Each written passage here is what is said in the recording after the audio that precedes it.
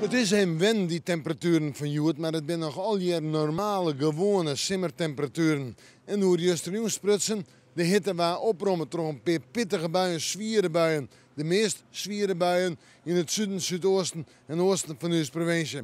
Ze waren in Lippenhuizen 20 mm uittappen, maar hier bij mij in huis maar een paar drippen. Dwaaien 0 mm en Sijsberum een hele millimeter. Bakkeveen hier 8 mm rond uitslag. Wel, de komende dagen staan toch wel wat in het teken van wat wiks niet waar. Maar de simmertemperaturen 20, 21 graden duwen nog wel even. Joen en vannacht. Allereerst opklarings droeg waar. Joen eerst nog zo'n jontje of 20 graden.